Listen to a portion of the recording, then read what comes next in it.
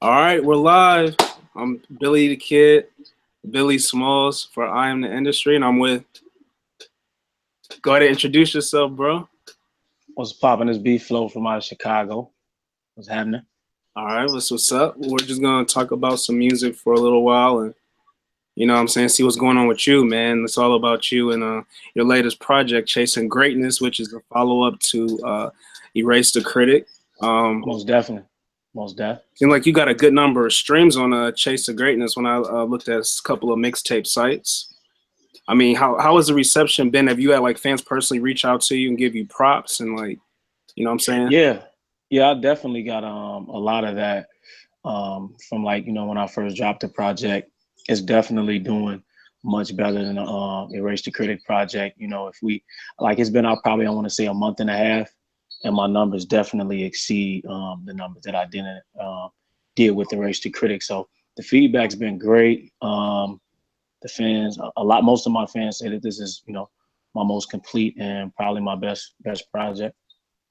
So why do you think the reception is better this time around, personally as an artist? But, personally as an artist, I think production wise, I did a better job. And I think I did a better job with just, picking the tracks that really um, highlight my voice, where people can actually hear my voice and, having that persona, not just, me spitting over a bunch of tracks or giving people um, you know, a repertoire of flows, but people able to really hear me, hear my style, and hear my persona, through my music. That's interesting. I mean, when you say style, I mean everyone has an inspiration. So say if we were to go through your iPod right now, who do you listen to on a daily? What type of music do you listen to? Well, I try to keep it diverse. I listen to a bit of everything, in terms of hip hop. The greats, the Biggies, the Tupacs, um, the Kanye West, the great artists, the great rappers. I Okay. definitely have those guys on my iPod. So what do you listen to outside of the genre of hip hop for inspiration? What inspires you outside of that? Just different sounds, great production. I like a lot of Justin Bieber. I like a lot of big pop records. I listen to there's a station in Chicago, B96, and they play like a lot of these big pop records. Like Justin Bieber's definitely one of my favorite. I like who else? What's that song? That Come Closer song. I think it's House. It's a Come Closer. They actually got nominated for a Grammy, but Chance the Rapper beat them out. I forgot their name, but it's a dope song or whatever. Rihanna's dope. Who else? It's a few pop acts that I can appreciate. Bruno Mars. Oh, that's what's up, more pop. By the way, today's Justin Bieber's birthday. That's just so Yeah, weird you brought him up. yeah, that's what's up, bro. He's definitely one of my Oh yeah, favorite artists. Yeah, Justin Bieber's dope, man. He's dope. no, I'm familiar with B96. Actually, my family's from the South Side. So like when I go over there Oh, to that's visit, what's up, bro. yo man, my memories on Chicago are not good though. Like when Oh man. I remember the last time I've been to Chicago, I don't know which Hmm. side of town when I was like 11 or 12. I had on a Jerry Rice jersey, you know, the old 49ers throwback. I had my, Yeah, I had my, throwback. yeah, my hat to the back, and my aunt was like, "No, you can't wear that. You can't come around here with that." No, no, you can't definitely because you probably would have been targeted as like being a gangbanger or somebody that was repping some that was not good. So I feel it. she told you right, bro. She told you right. God bless her soul, man. But Sure. yo, speaking of Chicago, I mean, like I said, it's the center of a lot of attention, and maybe not for Most good definitely. reasons. And the thing that gets me with you as a rapper is that you tend to stand out. How do you maintain positivity and all of that negativity? I mean, from the Trump to the immigration to the whole thing of Chirac. You know what I'm saying? Like, how do you stay positive? Man, that's a good question, man, because I got like close friends and people around me that because the media is so I guess so prevalent here with broadcasting the stuff that you just was talking about, like, in terms of violence, Trump, and, just so many different things. It's like Chicago's already always in national headlines. But I try to stay positive just from my upbringing, man. Staying busy, being immersed in my music, working, just staying busy and just like with the title, just chasing greatness. I'm a very, ambitious, goal driven type of guy. So I try to just, keep that tunnel vision, keep positive people around me, and just try to limit as much drama as possible in my life. I feel it because I mean, on Chasing Greatness, you cut deep. Like a lot of, like you said earlier, you focus more on your delivery, like how you sound. Mm-hmm. You wanted to make sure your message got across clearer this time around, and I get that. Like there was one track, I can't think of the name, but you started talking about your upbringing, coming up in the housing project, the housing facilities there. Definitely. You hear a lot of the tragic tales of these kids who it seems like they can't avoid it. They can't avoid that lifestyle. You know what I'm saying? Like anytime, I don't know if you've seen the Vlad interviews with like 600 Breezy and some of these artists, it seems like they had choice. They grew up in those areas. How did you, like you said, your upbringing is what kept you positive, but how did you not get sucked in it? You know what I'm saying? To that extent, because it seems like even kids with these good households or parents who care somewhat still get drawn in. How did you, you know what I'm saying, just avoid that?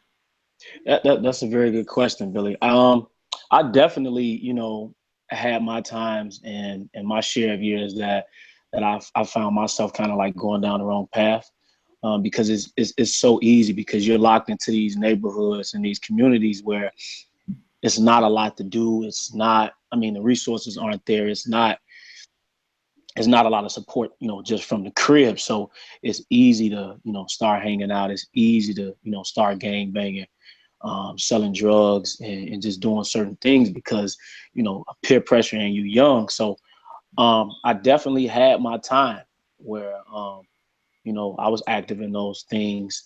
But like I said, I always had, like older brothers and stuff like that, that I was able to see them go down that path and see a lot of the mistakes that they had made. And I was able to right in the nick of time say, hey, let me go ahead and do this. And, just my personal relationship that I try to keep with God on a daily basis too. That's something that I definitely don't hide in my music.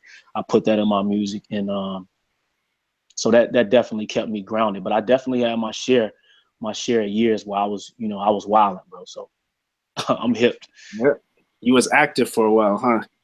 Active. Yeah, man. Yeah. For sure. That's what's up, man. I mean, with Chasing Greatness too, I actually personally like this a lot better than Race the Critic too. Okay, appreciate it. Oh, no doubt, I like it. One of the things I like, we're gonna get into all of that, but I just wanted to start by, again, what's your favorite track off of Chasing Greatness? That you was special. One of my favorite. It changes. Some days it's New Day. That's the Mad Lib produced track, and that's like a 2-minute freestyle. Some days it's the Loose Raps, which is the Aaliyah beat, because I just like the flow. I like the melody in it, and I like, just pretty much lyrically how I was able to, capitalize on that beat. And at other days it's probably Married to the Game, because I think that's kind of like, without it having a hook, it's kind of like this. I want to say this love song, this romantic song about, just me talking about this chick and, just various aspects of my relationships with women and stuff like that. So I noticed you talk I have to say those three. That's interesting. Topic wise and Chasing Greatness, you're when you talk about women, it seems like there's a struggle. So you're on this road to greatness, and you're trying to find the right chick that's gonna be with you from start to finish. Most rappers talk about they have no problem with running through chicks. You know what I'm saying? It's like every song, for sure. You know what I'm talking about. But yours, exactly. Seems like you're really trying to find that right one. I mean, what? How was that? Probably more so. I think subconsciously, because like I said, I'm like I was saying earlier, I'm so driven and ambitious with just really achieving my goals. I can't say like flat out that I'm trying to just like I'm in pursuit of a woman and I just want this woman to be by my side. But that is something subconsciously that I think about all the time. That is something that I want down the line, and that is something that just naturally, if you a male and you single, and like you just said, you done ran through enough women. That's just something that you naturally don't think about. So I do think about it, and I guess, you know, when I'm in my creative process, I put it in the music. That's interesting because I mean, even with older rappers, who should be way past those years of running through chicks and buying out the bar, Right. you still hear them talk. Right. You still hear them talk reckless about females, even in their 40s. You know what I'm saying? I think that sets you apart, is that you don't have much nonsense to say about women. You know what I'm saying? So, I mean, Some of my some. I mean, if you, I got my little shit that I say, but I try to keep it balanced. You know, I don't like to come off like too misogynistic. Not saying that I'm a misogynist or anything, but it's hip hop. It's being creative, and I know a lot of people take that term, you know, bitch and hoe and certain things. But women have their words that they say about us as well. They call us certain things when they feel in a certain way about us, but that don't mean that we don't love women. That don't mean that we're not for empowering women or anything like that, or just trying to build, you know, tear women down when we say or use those type of terms. I feel it. That's what sets you apart to me. And I mean, you know, Appreciate it. no, yeah, definitely, man. Because I know I heard some of the lines, man. I heard some of the lines. You know, For sure. I heard some of the lines, but I mean, conceptually, like you have whole like tracks laid out about like Married to the Game is one, about the girl y'all trying to work it out. She love you sometimes, she doesn't. Yeah, man, I get that a lot. Get that a lot. Yeah, man. Yeah, man. The life of an Yeah. artist, man. Like, Life of an artist, bro. I was talking to one artist recently. He was saying, one of his friends was like, "Dag, so like you never stay in a relationship. Like it's like every few months he's like got a new girl, and it's like he's just like, because of his creative space. You know what I'm saying? Like, Yeah, as far as how he creates, it's like almost the way he said it in a rough paraphrase is that they kind of suck energy from you if you're not with the right one. You know what I'm saying? man, most definitely. I think with me too, it's like because of my age, because of what I'm doing and how I carry myself with no kids, I get a lot of women that like on the low, they be like super intimidated by me. So I guess that brings like this low key craziness out of them, and they just be, I don't know, man. They just be like, this one texting me right now, but I just had to flip that up because I'm focused right. I'm focused right now. But yeah, man. It's just I get these in and outs. They be in and out. You know what I'm saying? So that's kind of like how it is. But it's cool. It'll turn around in my favor one day. Oh, no I ain't doubt. tripping. As long as you put that energy out there that you're not for, like, you know what I'm saying? Like, you really Yeah. have goals of finding someone. So, but that's the life of artists, man. It's like Mo Better Blues, man. You just Denzel in it right now, but Right. Exactly. Hey, what Denzel say in the Training Day movie? Like, you know, this is one of my dimes, one of my lovelies. So I got a few of them. I feel it, man. I got a few of them. They're gonna be hitting up your IG. By the way, it's at Beflow. Yo, Yes, at Beflow 1. That's BEFLOW 1. It's the same for my Facebook, and my Twitter is at Simple to Go Great. That's the word simple. Number 2 Go Great. all right, no For doubt. everybody out there listening. We're gonna dig more into chasing greatness too right now. So For sure. you got there's one thing on Erase the Critic and with Chasing Greatness. You have titles to your tracks, parentheses freestyle. Now, freestyle to me, like, you know, old school 80s is, you know, right off the top at URL type shit. You know what I'm saying? Right. Right. Freestyle, and they're all written. It's like, what's your take on freestyle? Like, how do you approach your freestyle? Well, how I'm approaching it is, you know, lyrically, I'm just trying to like really just kill this shit. You know what I'm saying? Basically, I don't really have a topic. I don't really have a concept that I'm really trying to nail. Though I'm nailing a lot of concepts within the writing, because you know, I'm pat myself on the back. I got concepts. You know, see, most rappers they can rap, they got bars, but they ain't got concepts. You got concepts that separate you. So that's one of the secrets of the great rappers. So y'all need to catch that. But a freestyle to me, bro, is just topic. When you don't have a certain concept or a hook involved in it, it's just, you know, stream of consciousness, and you just pretty much just rhyming and trying to sound cool at the end of the day. That's it. Okay, that's simple enough. I think a Mm-hmm. lot of the hip hop gurus can appreciate that. You know what I'm saying? For sure. I did want to get into some of these newer artists. Like you earlier, I asked you about your iPod and like what you listen to. It's a lot of old school artists generally, artists Mm-hmm. that tend to have structure to their music. What do you think about Yeah. some of the new school kids out here, like little Yachty's and the what do you think hip hop is now? Are you cool with that, or what are your thoughts? I think I mean I grew up, I can remember Criss Cross, and I can remember certain like cliche fun stuff, coming up. Not as much though.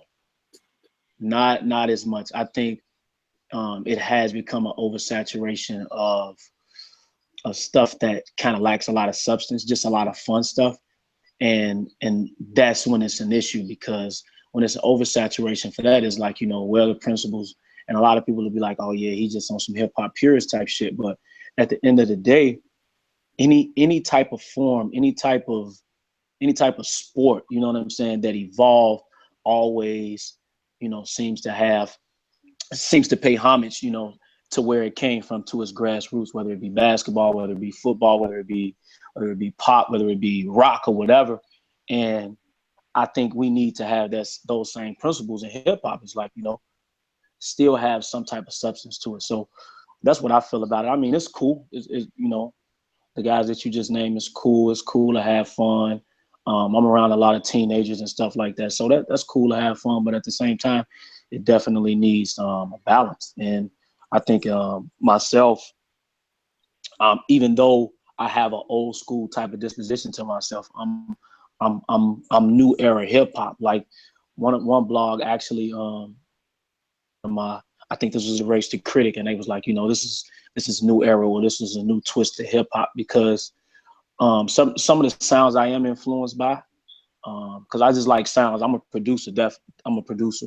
I'm not like technically a producer, but I like sound. So I like to, test out sound and study sound, like what's current, what's popping, what's good sound. So I think I am influenced by, and you even see that even like in the Chase Greatness project, like I rapped off a lot of stuff that I probably normally wouldn't rap over, or lyricists probably normally wouldn't rap over, but it's stuff that I just like really found a comfort level with.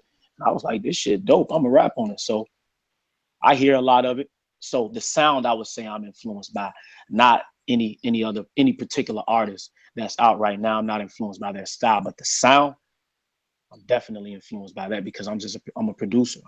I like to call myself I'm a sound musician first before words. So I just think it needs to balance. I think hip hop needs to balance, and yeah.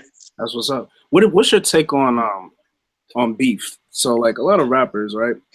I hear a lot of lines Mm-hmm. go on about. I think one of the most direct hip hop disses was J. Cole's False Prophets recently. Oh man, he went crazy with that shit. Yeah. That shit was hot. And he doesn't leave you like with a Jay-Z feel. You know how Jay-Z is known for throwing subliminals and not. Yeah, them innuendos and shit. Yeah, Yeah, that's Jigga, boy. That's Jigga. he named them, man, and I just want to know what your thoughts are on subliminals. Like, I mean, if we ever, I don't sense that you have any static with anybody, but what type of artists, if you did have a beef, are you more like to name them directly, or are you more into the subliminals? It I mean, that depends might be on the kind of a situation. weird question, but I just hear it so much. It's like rappers will say stuff like let me think too many rappers out here, this, that, and the third. Too many rappers. Like, Right. so who are these Yeah. too many rappers? Who are these rappers? It's clearly Yeah. one Yeah. direct. You know what I'm saying? Like, what are your thoughts on that? Definitely. I'm not really a big fan of it, because I come from the era where I heard Nas's Ether, and I heard Jay-Z's Takeover. So those guys were speaking like directly to each other. And I guess just my upbringing is like, if you got an issue with a motherfucker, like you just let them know. So I ain't really into the subliminals, though you know, from a writing perspective, like it's clever to be able to use those subliminals and not give the name out. I think a lot of people, I think they play it well. It's like, you know, hey, I ain't gonna show my hand. I'm gonna give you this, I'm gonna give you that, but I ain't gonna show my hand. And they know when they're especially if they have a certain status in the game, they know if they interview, you know, that it just keeps the hoopla up about it. So it's like, you know, I'm gonna say some shit, but I ain't gonna uncover the secret. So they know they're gonna be asked about it. They know it's gonna be on the blogs. They know it's gonna be on certain shit. So I think certain people play off that, which is smart. Yeah, that ain't really my thing though. Yeah, I feel it. No, I just had to, man, because I hear so many. I think that's why, you know, because this leads into the next topic, you know, with the whole Nicki Minaj and Remy. I mean, let people know what your thoughts are on that. You know, that's an important topic right now. Yeah, man, it's definitely a relevant topic. When I heard it, I got like, I get inspired off shit like that, because it's like, you know, like you was just talking about the type of music that we hear now is really an oversaturation of it. And, you know, to whoever makes that type of music, that's cool, because there's a lot of people that enjoy it and it's cool. But at the end of the day, I think it needs to be a balance. So I was excited just on the level of lyricism and just the competitive nature. Like I'm competitive, like, and hip hop's built off that. So I was excited. So yeah, it was dope to me. You're not really choosing a side though. You just kind of watching it, like it. Yeah, just watching and enjoying it, man. Let me tell you, what do you as a lyricist and being a very clever lyricist, what do you think Nicki Minaj? Oh, no doubt. You think Nicki Minaj is running out of time? How should she respond? You know what I'm saying? Like, if you were in her corner, man, what would you advise her? You know, it's like, okay, I was just telling somebody this today. I was like, Nicki Minaj, right? Though she has like this pop status, like she's Nicki Minaj, but where she came from, I think she's from Jamaica, Queens, right? Yeah, yep, Queens, yep. Yeah, so she's from Queens. So like she came from New York raw, like real hip hop shit, bars. Her foundation is bars. Like, you know, she's, like I said, she's who she is in pop, but at the same time, she hops on these freestyles and she lets you know she can rap. So I'm like, pop star, commercial star, whatever, movie star, whatever. Like, you come from this. And I just think the MC in her is bubbling right now. And I'm waiting on a response. Like, I'm hoping for a response. I think she should give a response. You don't think she's out of time? Hell yeah. You think so? No, she's not out of time, because regardless if she responds or not, she's still Nicki Minaj. She still has accomplished, like, you know, some big shit in the game that a lot of people want to accomplish. So, and a lot of people won't accomplish. So, bars. And she's known for rapping. That's the thing. She's known for rapping. So, I want to hear some bars, man. If you want to say she wrote them or Safari wrote them or whoever, as Remy Ma even named, I think she even named like some earlier ghostwriters in that diss track that she has. She named somebody before Safari, I think, that was ghostwriter for her, if I'm not mistaken. Really? I don't know. I heard it, like, I think I listened to it probably twice, but I didn't catch that particular part. But man, yeah, I could be wrong, but I thought she was naming people before her. Like she's saying she never wrote her own shit. Like, that's the way I took it. Wow. She got, I don't know, man. It's gonna fun, though. It's fun, man. The funny thing is, you say that, you know, regardless of what happens, Nicki Minaj will still always have clout. But at the same time, Meek Mill, he had accomplished a lot. He was really hot for a while, around like 2012, 11, 2000. Yeah. And now this dude, shit. Even like 20, I want to say probably 2015, like Meek had the #1 album in the country. All right. He sold 250,000 in a week. Like, so even then. But he lost a lot of points. So like now he's like, he kind of almost fell off. You know, falling off the front porch was just the icing on the cake. You feel me? Did you see that video? Right. Yeah, I didn't see that. Shit was funny. That That was funny, man. That was super funny. That It was was like funny as hell. that was like the like a metaphor of his career. Like I feel like he will never like recover from that. Like he got body, straight body. You know what I'm saying? Like there's a point, no matter how much clout, especially in rap, that if I feel like if they take an L too hard, there's no way to come back. You know what I'm saying? But Okay. I mean, I guess we'll see. Time will tell, man. I Yeah, really want you to for chime in sure. on it, especially a lot of artists, because y'all know what it takes to write. You plan, you know what I'm saying? So if you were in their shoes, I'd Yeah, like to know how you would have handled that. So back to your project though, man. Like there's a yeah. lot of little themes that pop up, like loose raps. That's one of my favorites. And like you were talking about earlier, like you chose tracks that no one would expect like a rapper to really spit on. To me, that's one of them. Mm-hmm. Um, Mm-hmm. and then loose raps is like threaded throughout the whole project. How did that come about? Well, the originally the title I was gonna name it Chase the Championship, but then I was like, you know what? I gotta change that. So I was like, I'm gonna go with Chasing Greatness, which I explained when you listen to the freestyle, the One Stone freestyle. Like I was actually like, and I had a dilemma like internally, like, damn, should it be Chasing Greatness? Should it be Chasing Championship? So I'm a driven individual. I'm a perfectionist. So I was like, you know what? I know this tape finna be crazy, but you know what? It's always, that little voice inside your head that was like, you could have you could have did that better, or that could have been better. Just as an artist, like you never satisfied. You know what I'm saying? So the loose raps sound bite, which is Aaliyah saying, I know you could do better, or I know you could come better, was like I wanted to use that to explain what I was feeling inside. Like I know this tape's gonna be dope as hell, but at the end of the day, as an artist, I'm always pushing myself. As a person, I'm always pushing myself. So let me put this soundbite in here. So after I do like a cold song or a cold ass freestyle, like I was like, you know what? When I was actually putting it together, I was like, I'm gonna compose it like this. So my engineer, I had him like, grab a soundbite out, and I was like, put this after this song, or put this after that song.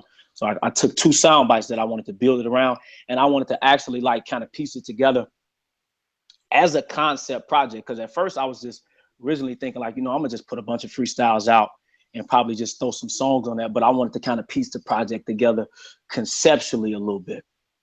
And so it started evolving conceptually, and that's when I got like those two sound bites, and I was like, this would be perfect. That's the melody of Aaliyah's voice, rest in peace, and the Street Fighter sound bite, which I grew up I on, was going to which talk about that too. I know, yeah. So I just wanted to piece that together, and I thought it'll go great conceptually with the project. Okay, that's cool. Yeah, because it took me off guard. I think I forgot which track the loose rap sample just starts coming in, and I'm like, listen, when I first heard it, I checked my phone. I was like, what the hell? I didn't even know. I was like, what happened to the album? I thought something had happened, came on randomly. I was like, oh shit. But the funny thing is, after I listened to yours, I kept listening to loose raps over and over. Man, like real talk, like when I was like actually doing the project, like I listened to that song a lot. Like that song dope. Like it is super dope. Man, that song dope as hell, man. It's cold. It's cold. That's probably my favorite off that album too. Real talk. That's what's his name? That's Wayne's producer from Lollipop. What's his name? Static Major. R.I.P. Static. Rest in peace, Static Major. Yep. Dag, man. So yeah, and one thing I did notice too about Chasing Greatness is more politically charged. I don't know if like on the Race of Critic you get deep on that, but on this one I hear you like you mentioned like certain political candidates. What do you say? What track was it? I think it's after New Day. I think it's loose raps. I said not something loose raps. about. I think it's I want to say raps. No, it's shit. Hold on, let me get the track list real quick. It was the one before or after loose raps. I want to say New Day. I think it might be New Day. And you're talking about like people on the internet. Oh yeah. You talking about 100,000? And that's one of my favorites too. 100,000 miles. That's one of my favorite. Yeah. Dope. That's interesting. Like you probably, I think it's like two people that was you the second person to tell me like 100,000 miles. It's like one of your favorites. So that's dope. I appreciate it. What I said voted for a politician and you knew they was bogus. Yep. Yeah. I think I did say a line like that. So what was your question again? My bad. No, that's just more about like being, if you feel the same way, because I took it as more like this project's more politically charged than EDK. Do you feel, was that intentional or just kind of came out that way? Or do you feel that it's more politically charged than EDK? Yeah, EDK is like, because I'm really trying to make a statement and let people know, like, you know, I really rap and, you know, I really do this well on EDK. But with this one, I guess, because it was around the time of the election and stuff like that, and I was like, you know, I guess consuming a lot of the information on both candidates and stuff. So I guess it just kind of came out like that. I feel it, because I don't take you as, this is not a bad thing when people say this, but I don't take you as more of a necessarily a conscious rapper. You know, some people just spit all about conspiracies and history all the time. Oh man, yeah. I think they need, like, there should be another category, because then you got trap, you got drill, you got conscious, backpackers, but then you should also have one for artists who are more about personal development. Like, and that ties into. Right. I was wondering what's your greatest passion? Because obviously, you know, basketball is up there with hip hop. Which one would, I think you're watching basketball now? I think you're watching. Man, I'm watching. Man, I'm watching. And I just got through watching one game. Boston and Cleveland was just playing. It was a thriller. Probably like the best game of the season. Really? Wow, I missed it, man. It was like 23 lead changes and shit, like back and forth, like high level basketball. It was dope. So let's talk about that one track you did for the NBA season. Oh yeah. This the NBA. Yeah, I got inspired. Actually, a friend of mine was like, "Man, you know what? You probably should do something for NBA Open tonight." You know what I'm saying? Since you like always talk about the NBA basketball is just such a part of who you are. He was like, you should do like a Open tonight track. So I was like, all right, cool. So I was just, you know, online and shit like that. So I went to the track and I got the beat or whatever. And I'm like, yeah, this would be perfect. So the song kind of came together very, very fast. I got the hook fast. The bars came together fast. I was still able to lyrically, I think, convey at a high level. So I was like, yeah, let's do it. So I went to the studio, laid it. And it came fast. That was like actually one of the fastest songs, like in terms of just like the creative process. It came real fast. So yeah. Yep. So how did basketball become a passion? Did you play in high school or? Yeah, you know what? I played 1 year in high school, played all the way through grammar school. Grew up playing. So basketball is, you know the story. Like rappers want to be basketball players and basketball players want to be rappers. Most rappers that are rappers right now, they wanted to be basketball players and didn't make it. So I'm one of those guys. You know what I'm saying? I think that's a direct line. I think who said? I want to say that was Drake. Yeah. I was gonna bring up that quote too. I was trying to remember which rapper said that, but that's funny. Now you talk about, did you play in college? Because you said you went to college for a little while. You dropped out. You was talking about that on Chasing Greatness too. Yeah, actually, I went to college for like 3 years, bro. Like, yeah, I went to college for like 3 years. Started off at like a junior college, and then I end up going to a university or whatever. That's for studies. I wasn't trying to play basketball at the time. I was going to ask. Yeah, I wasn't trying to play at the time. You know, I was playing, recreational here and there, but I wasn't really trying to go to the NBA no more at that point. I feel it. All right, that's cool. That's cool. Yeah, so definitely I'll play out. My favorite is definitely 100,000 Miles. I like Loose Raps. That's a dope I didn't even expect that. I was like, what the hell is that? That's cool. That's cool. That's dope. And just to kind of, wrap up here too, man, a lot's going on. If you wanted to collaborate with a particular artist, who would it be? Mainstream. Mainstream, a particular artist. I think she's taken right now, but she's dope and she's beautiful. So I don't want to get in trouble for this, but man.